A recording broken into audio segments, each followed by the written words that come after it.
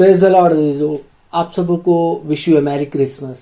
जैसे कि आज हम देखते हैं कि हर जगह क्रिसमस की पूरे संसार के अंदर धूम है।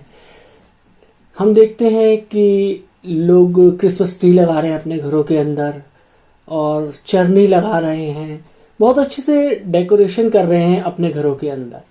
क्रिसमस के दृश्य हम देख रहे हैं, बहुत सजे धजे से चारों तरफ दिखाई दे रहे हैं। लेकिन इन क्रिसमस के दृश्यों में हमारा स्थान कहाँ पर है? आज हम कहाँ पर हैं? मेरे अजीजों, प्रभु यीशु मसीह के जन्म की घटना एक ऐसी घटना है जिसकी योजना जो है वो आदिकाल से बनाई गई थी। यानी कि जब ये संसार रचा भी नहीं गया था तब से ही बना ली गई थी। परमेश्वर ने मनुष्य के उद्धार की योजना संपूर्ण रूप से तैयार कर रखी थी।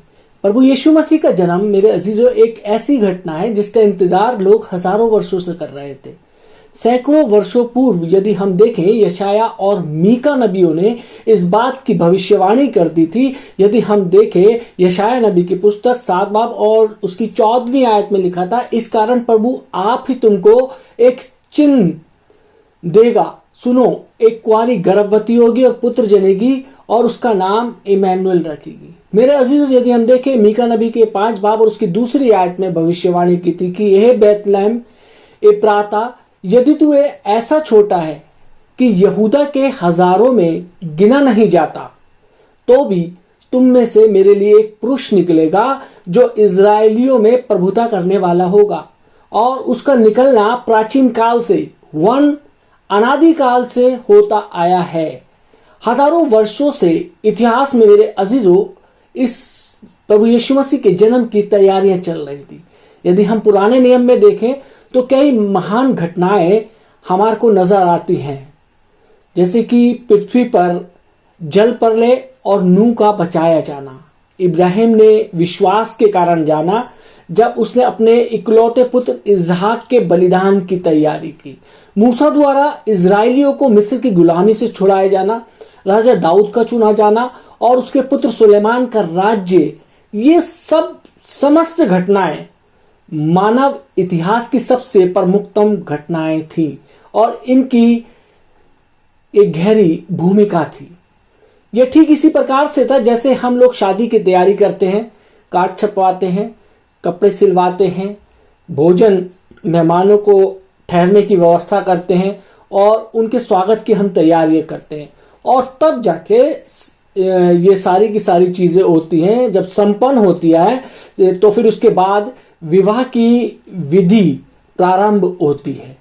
इसी प्रकार सारी महान घटनाएं केवल भूमिका मात्र थी। जितने भी अभी मैंने आप लोगों को रेफरेंस बताए हैं, जो ये बातें बताई हैं, ये सिर्फ एक भूमिका मात्र थी, तैयारी थी उस महान घटना की। वातावरण तैयार किया गया, समय की परिपूर्णता आई और फिर प्रभु का जन्म हुआ। आज यदि हम क्रिसमस के दृश्य को देखें तो हमें इसकी महानता पता चलती है। मेरे अजीजों, आज हम उन लोगों के विषय में विचार करेंगे जो प्रभु यीशु के जन्म से संबंधित हैं, उसमें सहभागी हैं, इस महानतम घटनाओं में सम्मिलित हैं। पहली चीज देखते हैं कि इस घटना में ज्योतिषी शामिल है। यदि हम देखें मत्ती रचित सुसमाचार 2 बाब और उसकी पहली आयत में लिखा है कि हेरोदेस राजा के दिनों में जब यहूदिया के बैतलहम में यीशु का जन्म हुआ तो पूरब से कई ज्योतिषी यरूशलेम में आकर पूछने लगे। मेरा जो 3 अलग अलग ज्योतिषियों ने आकाश में एक तारा देखा। उस तारे ने उन्हें निर्देशित किया, उसके पीछे पीछे बैतलहम में आकर बालक के दर्शन किए। अजीब तारा था ये जो चलता जाता था, दिशा बताता जाता था, उन ज्योतिषियों का मार्गदर्शन करता जा रहा था। प्रभु यीशु मसीह सृष्टि करता है, उसके द्वारा ही सृष्टि की रचना हुई है। यदि हम देखें यूहन्ना रचित सुसमाचार 1 बाब और उसकी 3री आयत में परमेश्वर का वचन कहता है, सब कुछ उसी के द्वारा उत्पन्न हुआ और जो कुछ उत्पन्न हुआ है उसमें से कोई भी वस्तु उसके बिना उत्पन्न नहीं हुई है। मेरे अजीजों, उसके जन्म के समय तारे ने ज्योतिषियों का मार्गदर्शन किया। अपने जीवन काल में उसने हम देख सकते हैं कि नाव में सफर करते हुए तूफानों को डांटा, लहरें शांत हो गई, तूफान थम गया। जब उसे पीड़ा हुई तो सृष्टि भी पीड़ित हुई, उसे दर्द हुआ तो सृष्टि भी कर्राही।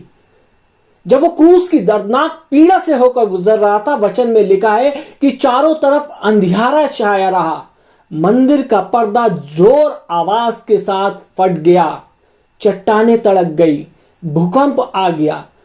मेरे अजीजों, वचन हमें बताता है और प्रभु यीशु मसीह का यह वादा है कि वह पूर्ण बादलों के साथ आने वाला है। लिखा है मुर्दे जी उठेंगे, क्योंकि सृष्टि पर उसका अधिकार है। वो सृष्टि का राजा है, सृष्टि करता है, और जब वो दुनिया में जन्मा तो सृष्टि भी उसके आनंद में सहभागी हुई। बल्कि हजारों मील की यात्रा करके ज्ञानी लोग भी प्रभु यीशु मसीह के जन्म की घटना में शामिल हुए, उसे दंडवत किया और उसे भेंट चढ़ाई। सोना, मुर, लोबान, ये वो भेंटें थी जो उसको चढ़ाई गई।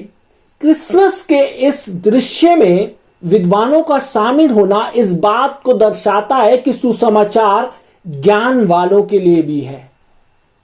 जी हां, सुसमाचार ज्ञानवानों के लिए भी है। और दूसरी चीज हम देखते हैं कि इस घटना में स्वर्गदूत शामिल है। यदि हम देखें लूका रचित सुसमाचार 2 बाब उसकी 8 से 13 आयत में वचन कहता है कि और उस देश में कितने गडरिये थे जो रात को मैदान में रहकर अपने झुंड का पहरा देते थे, और प्रभु का एक दूत उनके पास आ खड़ा हुआ और प्रभु का तेज उनके चारों ओर चमका, वो बहुत डर गए। तब स्वर्गदूत ने उससे कहा, मत डरो, क्योंकि देखो मैं तुम्हें बड़े आनंद का सुसमाचार सुनाता हूं जो सब लोगों के लिए होगा, कि आज दाऊद के नगर में तुम्हारे लिए एक उद्धारकर्ता जन्मा है, और यही मसीह प्रभु है। और इसका तुम्हारे लिए यह पता है कि तुम एक बालक को कपड़े में लिपटा हुआ और चरनी में पड़ा पाओगे। तब एकाएक उस स्वर्गदूत के साथ स्वर्गदूतों का दल परमेश्वर की स्तुति करते हुए और ये कहते हुए दिखाई दिया। मेरे अजीजों, स्वर्गदूत जो परमेश्वर के सामने उसकी स्तुति करते हैं, परमेश्वर के लोगों की मदद और बचाव करते हैं। प्रभु यीशु मसीह के जन्म में ये स्वर्गीय शक्तियां भी आनंदित थी। स्वर्गदूत मरियम को आके संदेश देता है, गडरियों को आनंद का सुसमाचार सुनाता है और प्रशंसा करता है। एक ऐसा व्यक्ति का जन्म हुआ है जो कि ना केवल दुनिया का राजा है, बल्कि जिसे स्वर्ग का अधिकार भी दिया गया है। जब प्रभु यीशु मसीह जी उठा तो स्वर्गदूतों ने कब्र का पत्थर लुढ़काया। मेरे अजीजों, क्रिसमस के इस दृश्य में स्वर्गीय पवित्र शक्तियां हमें पूरे आनंद के साथ सम्मिलित नजर आती हैं। और तीसरी चीज जो है वो ये है कि इस महानतम घटना में साधारण से गडरिये शामिल थे। बाइबल में हम पाते हैं कि मूसा मरुस्थल में रहा करता था, अपने सुसर यित्रो की भेड़ बकरियां चराया करता था, ठीक से बोल तक नहीं पाता था, वो हकलाता था, परंतु परमेश्वर की अद्भुत योजना के अनुसार इजरायलियों का अगुआ बना। उन दिनों में निम्न जाति परिवार का छोटा सा गरीब लड़का दाऊद एक महान राजा बना। फिर वो गडरिये हमारे सामने आते हैं जो बहुत सामान्य से लोग थे। वचन में लिखा है कि और उस देश में कितने गडरिये थे जो रात में मैदानों में रहकर अपने झुंड का पहरा देते थे, और प्रभु का एक दूत उनके पास आके खड़ा हुआ और प्रभु का तेज उनके चारों ओर चमका और वो बहुत डर गए। मेरे अजीजों, वो अपने परिवारों से दूर रहते हुए ये जो गडरिये थे भेड़ों की रखवाली कर रहे थे। भेड़ भी स्वयं उनकी अपनी नहीं थी, किसी और की थी।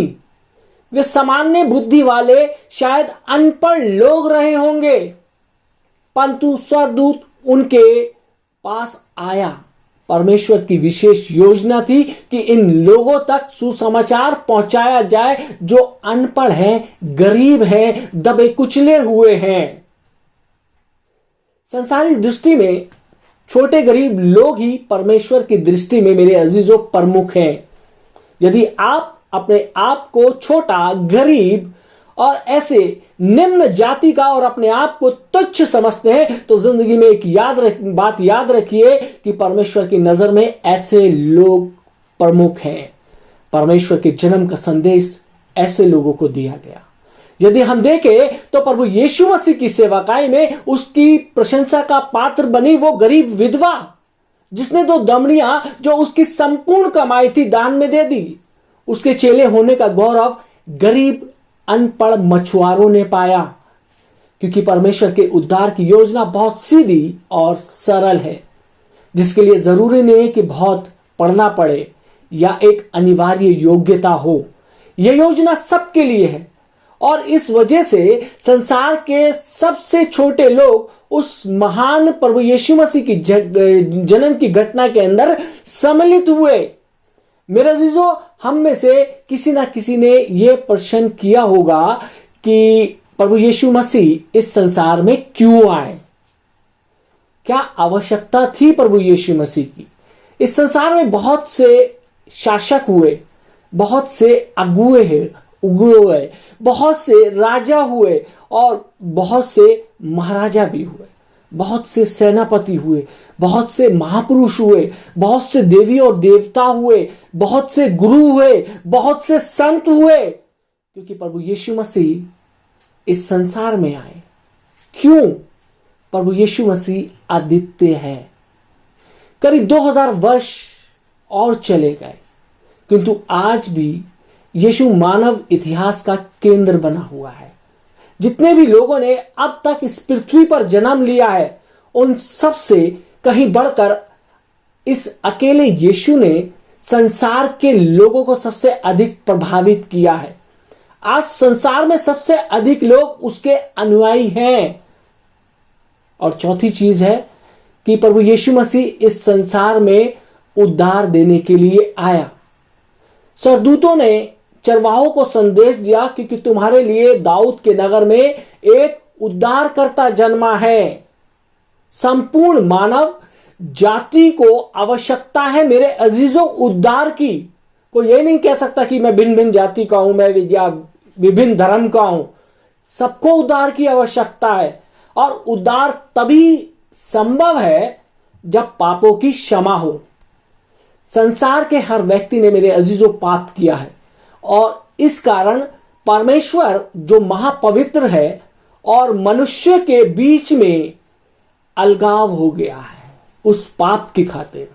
मानव जाति के सारे संसार की सबसे बड़ी समस्या कैंसर और एड्स नहीं है, परंतु पाप है जो हमारी आत्मा को अनंत विनाश की नर्क की ओर ले जाता है।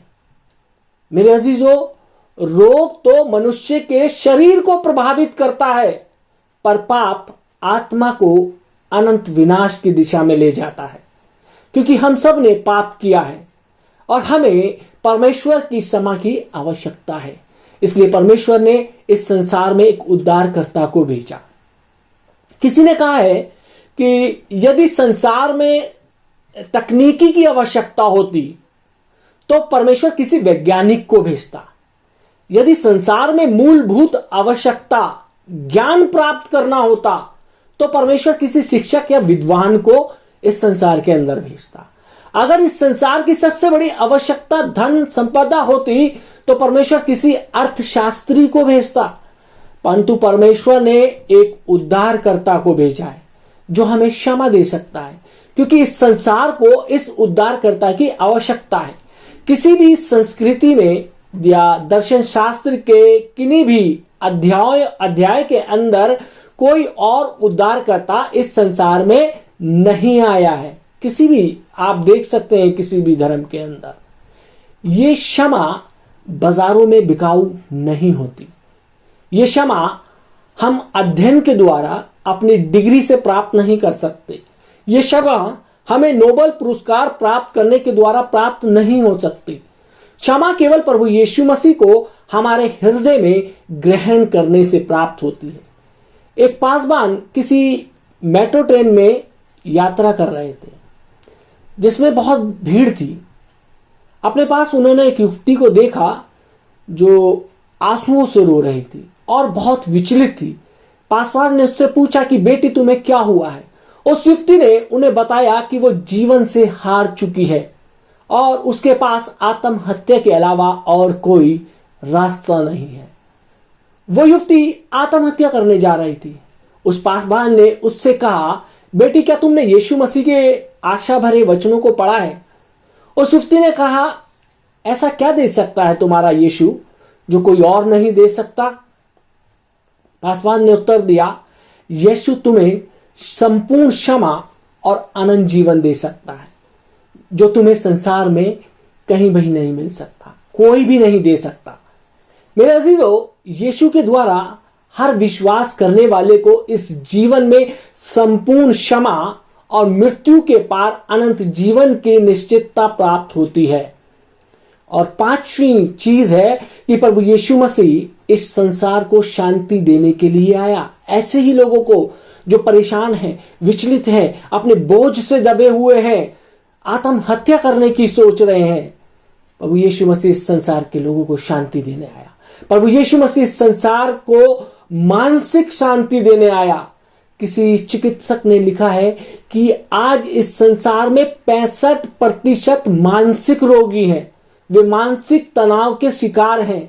आज फार्मेसी में वही दवाएं सबसे ज्यादा बिकती हैं जो तनाव से संबंधित हैं। मनुष्य के हृदय में घुटन है। मनुष्य के हृदय में दबी हुई समस्याएं हैं। मेरे अजीजों, मनुष्य को मानसिक यातना से होकर गुजरना होता है। सारे संसार में शांति की आवश्यकता है और इस शांति के नाम पर मेरे अजीजों युद्ध होता है। अभी हम देख रहे हैं, हाल ही में एक बहुत बड़ा युद्ध चल रहा है यूक्रेन और रशिया का। रशिया ये नहीं चाहता कि यूक्रेन नेटो में शामिल हो और नेटो उसके यूक्रेन के अंदर आके अपनी मिसाइलें तैनात कर दे ताकि रशिया को खतरा हो, उसकी शांति को खतरा हो।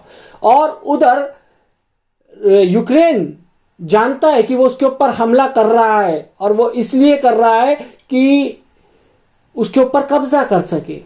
लेकिन मेरे अजीजों, हम देखते हैं कि दोनों ओर से शांति की बात हो रही है। शांति के लिए ये सब कुछ युद्ध हो रहा है, जो शांति के नाम पर हजारों और लाखों लोग अब तक इस युद्ध की भेंट चढ़ चुके हैं। मेरे अजीजों, लूका रचित सुसमाचार 2 बाब और 14वीं आयत में प्रभु यीशु मसीह के आगमन के संबंध में लिखा है कि पृथ्वी पर मनुष्यों में शांति हो। यशाया नबी 9 बाब और उसकी 6ठी आयत में क्या लिखा है कि उसका नाम शांति का राजकुमार रखा जाएगा। यूहन्ना 14 बाब और उसकी 27वीं आयत में प्रभु यीशु मसीह कहता है कि मैं अपनी शांति तुम्हें देता हूं। फिलिपियो 4:7 में लिखा है, तब परमेश्वर की शांति जो हमारी समझ से परे है तुम्हारे हृदय और तुम्हारे विचारों में प्रभु यीशु मसीह में सुरक्षित रखेगी। हमारे जीवन में जो शांति है वो नशे के द्वारा नहीं है। ये जो शांति है गलत संबंधों में नहीं है। ये मानसिक शांति तब प्राप्त होती है जब हमारा परमेश्वर के साथ सही संबंध स्थापित होता है, जब परमेश्वर के साथ हमारा मेल होता है, जब हम परमेश्वर के पुत्र और पुत्री बन जाते हैं। और यह केवल प्रभु यीशु मसीह में ही संभव है। और छठी बात जो है वो है कि प्रभु यीशु मसीह इस संसार में मृत्यु को पराजित करने आया। कोई और कभी मृत्यु को पराजित नहीं कर पाया। हम कहीं भी पढ़ ले, कहीं भी देख ले, लेकिन कोई ऐसा व्यक्ति नहीं मिला, कोई ऐसा ईश्वर नहीं मिला जो कि मृत्यु को पराजित कर पाया हो। दूसरा, कभी अनंत जीवन का दावा नहीं कर सका। बाइबल में लिखा है कि मृत्यु हमारा अंतिम शत्रु है। बाइबल हमको बताती है कि मृत्यु से होकर हमको गुजरना है। मृत्यु से हम बच नहीं सकते। मृत्यु जन्म को तो अजीजों में कि हम जन्म को, मनुष्य जो है वो जन्म को तो टाल सकता है पर मृत्यु को नहीं टाल सकता है। बाइबल में लिखा है कि हमारा जीवन भाप के समान है और छाया के समान है और ओस की बूंद के समान है, परंतु प्रभु यीशु मसीह में हमको मृत्यु में विजय प्राप्त होती है। प्रभु यीशु मसीह ने कहा है कि सो अब जो प्रभु यीशु मसीह में है उन पर दंड की आज्ञा नहीं है। बाइबल में लिखा है जो कोई उस पर विश्वास करे वो नाश ना हो परंतु अनंत जीवन पाए। केवल प्रभु यीशु मसीह में होकर हम मृत्यु पर विजय प्राप्त कर सकते हैं। मृत्यु का भय हमारे हृदय में जा सकता है, क्योंकि प्रभु यीशु मसीह ने मृत्यु को परास्त किया और आज भी वो जीवित है। मेरे अजीजों, प्रभु यीशु मसीह हमारे लिए सजावट की वस्तु नहीं है, एक परंपरा को पूरा करने की बात नहीं है, परंतु ये प्रभु यीशु मसीह है जिसको हमें अपने जीवन में उतारना है, जिसको हमें जीना है, जिसको लेकर इस संसार के पार जाना है, क्योंकि यही प्रभु यीशु मसीह हमें क्षमा प्रदान करता है। यही प्रभु यीशु मसीह है जो हमको शांति देता है और यही प्रभु यीशु मसीह है जो मृत्यु के बाद अनंत जीवन दे सकता है। हमें प्रभु यीशु मसीह आत्मा की सुरक्षा देने आया है। क्या हम उस सुरक्षा को और उस उद्धार को प्राप्त करना चाहते हैं? यह क्रिसमस सार्थक हो सकता है कि हम अपने जीवनों में, अपने दिलों में यीशु को स्थान दें और निर्भीकता और निडर विश्वास और शांति में अनंत जीवन की ओर बढ़ते जाए। संसार के हर व्यक्ति को यीशु का निमंत्रण है और क्रिसमस का यही उपहार है। परमेश्वर आपको यीशु मसीह के द्वारा अनंत की आशीष प्रदान करना चाहता है। वो चाहता है कि हम उसे जाने, इस क्रिसमस का मतलब जाने। क्रिसमस का मतलब केक बनाना, घर को डेकोरेशन करना, गूंजे बनाना, सांता क्लॉस, ये नहीं है। क्रिसमस का मतलब है प्रभु यीशु मसीह। जब तक हम प्रभु यीशु मसीह को नहीं जानेंगे तब तक हम अनंत जीवन में प्रवेश नहीं कर सकते, तब तक हम उसकी शांति को प्राप्त नहीं कर सकते, तब तक हम मृत्यु के पार उस जीवन को नहीं देख सकते हैं। मेरे अजीजों, प्रभु यीशु मसीह का कलाम कहता है कि वो हमारे को बहुतायत का जीवन देने के लिए आया। उसका उद्देश्य इस संसार के अंदर जन्म लेने का यह था कि हमारा उद्धार हो सके। आज उद्धार के लिए, मोक्ष के लिए हम देखते हैं कि लोग कठिन कठिन यात्राएं करते हैं, अपने शरीर को यातना देते हैं कि उनको मोक्ष प्राप्त हो, अनंत जीवन की प्राप्ति हो। लेकिन मेरे अजीजों, प्रभु यीशु मसीह हमारे से ये नहीं कहता कि हम अपने शरीर को कष्ट दें, क्योंकि हमारे सारे कष्ट लेकर वो उस क्रूस पर क्रूसिफाइड हुआ, उस क्रूस पर मारा गया, गाड़ा गया और तीसरे दिन अर्धलोक में से जीवित हो गया। उसने सारे कष्ट, सारे दुख मेरे और आपके अपने ऊपर लिए। इसलिए वो नहीं चाहता कि हम अपने शरीरों को कष्ट दें। यदि परमेश्वर को खोजना है तो सच्चे दिल से आज प्रभु यीशु मसीह को अपने हृदय में आमंत्रित कीजिए।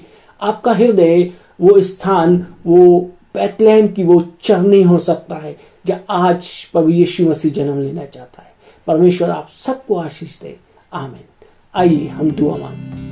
महान सामर्थ्य पिता परमेश्वर, धन्यवाद देते हैं आज के सुंदर वचन के लिए खुदाउन। जबकि आज हमने देखा, आज हमने सीखा कि तेरे इस संसार में आने का उद्देश्य क्या था। तूने मानव जाति के हर एक व्यक्ति को प्रेम किया। परमेश्वर, हम तेरा शुक्रगुजार हैं, जिसको ये संसार जिन लोगों को तुच्छ समझता था खुदावन, तूने परमेश्वर उनको आदर दिया, उनको प्रमुखता दी। परमेश्वर, हम उन गडरियों को देखते हैं खुदावन, जो कि वो अनपढ़ से, साधारण से गरीब और गुर्बत के अंदर जीने वाले लोग थे, लेकिन तूने उनके जीवन में आदर दिया, अपने दूतों के द्वारा उन तक संदेश पहुंचाया। प्रभु जी, धन्यवाद देते हैं कि परमेश्वर, आपकी नजर में छोटा या बड़ा कोई भी नहीं है। परमेश्वर, आप हर व्यक्ति को खुदावन एक नजर से और आदर के साथ देखते हैं। प्रभु जी, हम आपका शुक्रिया अदा करते हैं। परमेश्वर, आपने जो हमारे लिए किया,